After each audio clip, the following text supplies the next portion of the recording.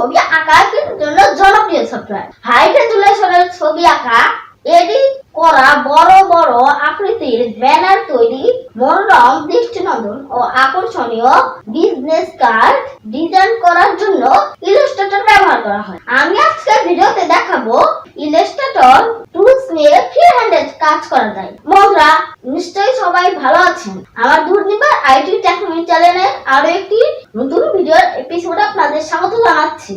আপনাদের সাথে থাকছি আমি দুর্নিবার। স্যার, আপনার হাতে কি 1 সেকেন্ড সময় হবে?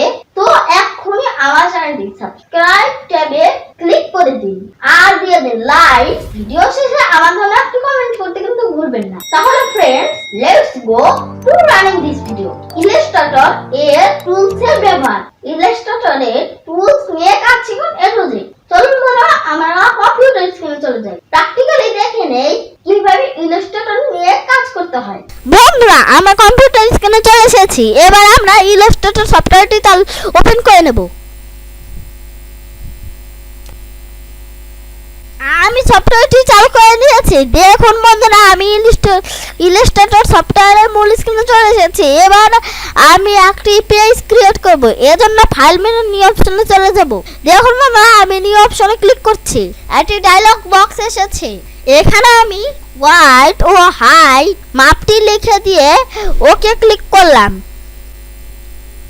বন্ধুরা, পেজটি চলে এসেছে। এটি হচ্ছে ইলাস্ট্রেটর এর মূল ইন্টারফেস। এই স্ক্রিনে আমাদের কাজ করতে হবে। এখানে বাম পাশে একটি টুল বক্স দেখা যাচ্ছে। আজকের ভিডিওতে আমি টুল বক্সে টুল নিয়ে কাজ করব। রেক্ট্যাঙ্গেল টুল, এটি হচ্ছে রেক্ট্যাঙ্গেল টুল। চতুর্ভুজ আকৃতির যে কোনো আইটেম আঁকার জন্য এই টুলটি ব্যবহার করা হয়। দেখুন, আমি একটি চতুর্ভুজ আঁকছি।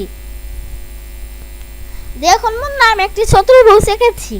এখন আমি চতুর্ভুজটিতে কালার দিলাম। তার জন্য আমি যে কোনো একটি কালার ক্লিক করছি। আমি সবুজ কালারে ক্লিক করছি। বন্ধুরা, আমার আনা চতুর্ভুজটি সবুজ হয়ে গিয়েছে। এভাবে এই টুল দিয়ে আপনারা আপনার পছন্দ মতো আয়তক্ষেত্র, বর্গক্ষেত্র ইত্যাদি আঁকতে পারবেন। এই টুলটি দিয়ে আপনি নির্দিষ্ট মাপে চতুর্ভুজ আঁকতে পারবেন।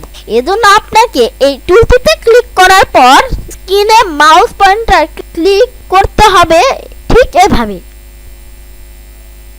তারপর নির্দিষ্ট মাপ লিখে এন্টার দিতে হবে অথবা ওকে ক্লিক করতে হবে। রাউন্ডেড রেক্ট্যাঙ্গেল টুল, গোলাকার কর্ণযুক্ত যে কোনো প্রকার চতুর্ভুজ আঁকার জন্য এই টুলটি ব্যবহার করা হয়।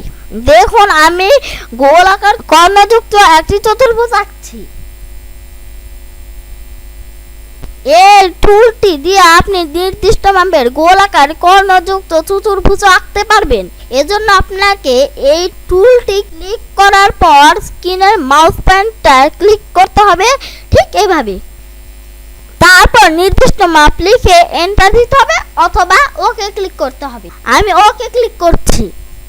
সিলেকশন টুল, ইলাস্ট্রেটরের কোন আইটেম সিলেক্ট করার জন্য এবং আইটেম এক স্থান থেকে অন্য নেওয়ার জন্য এই টুলটি ব্যবহার করা হয়। দেখুন, আমার আঁকা চতুর্ভুজটি অন্য স্থানে নিচ্ছি। এবার গোলাকার কর্ণযুক্ত এই চতুর্ভুজটি অন্য স্থানে নিচ্ছি, ঠিক এভাবে। এই টুলটি দিয়ে নির্দিষ্ট মাপ দিয়ে কোনো আইটেম অন্য স্থান থেকে সরানো যায়। দেখুন, আমি করছি। সিলেকশন টুলটিতে ডাবল ক্লিক করলাম। একটি ডায়লগ বক্স এসেছে। এবার প্রয়োজনীয় মাপটি দিয়ে ওকে ক্লিক করতে হবে। আমি কপি ক্লিক করলাম। পূর্বটিও রয়েছে, এখন যেটি তৈরি হয়েছে সেটিও রয়েছে। ডাইরেক্ট সিলেকশন টুল, ইলাস্ট্রেটরের কোনো আইটেমের নির্দিষ্ট স্থান সরাসরি সিলেক্ট করার জন্য এই টুলটি ব্যবহার করা হয়। দেখুন, আমি করছি ঠিক এভাবে। আমি এই চতুর্ভুজটির কর্ণটি সরাসরি সিলেক্ট করেছি, ঠিক এভাবে। দেখুন, শুধুমাত্র কর্ণটি সিলেক্ট হয়েছে, অন্য কর্ণগুলো সিলেক্ট হয়নি। আমি এখন অ্যারো কি দিয়ে বা মাউস পয়েন্টার দিয়ে ক্লিক করে শুধুমাত্র ওই কর্ণ সরাচ্ছি, ঠিক এভাবে। আপনারা প্র্যাকটিস করুন, আপনারাও পারবেন। তো বন্ধুরা, আজকের ভিডিওতে আমি ইলাস্ট্রেটরের 4টি টুল নিয়ে বিস্তারিত আলোচনা করলাম। নিশ্চয়ই আপনারা টুলগুলোর ব্যবহার বুঝতে পেরেছেন, শিখতে পেরেছেন। আমি পরবর্তী ভিডিওটিতে ইলাস্ট্রেটরের অন্য টুল নিয়ে আলোচনা করব। তো বন্ধুরা, আমার চ্যানেলটি সাবস্ক্রাইব করে দিয়েছেন তো? এতক্ষণ সাথে থেকে ভিডিওটি দেখার জন্য অনেক ধন্যবাদ। পরবর্তী ভিডিওটি দেখার আমন্ত্রণ জানিয়ে আজকের ভিডিওটি শেষ করছি। ততক্ষণ ভালো থাকবেন, সুস্থ থাকবেন আর প্রতিদিন একটি করে হলেও ভালো কাজ করবেন। অনেক ধন্যবাদ।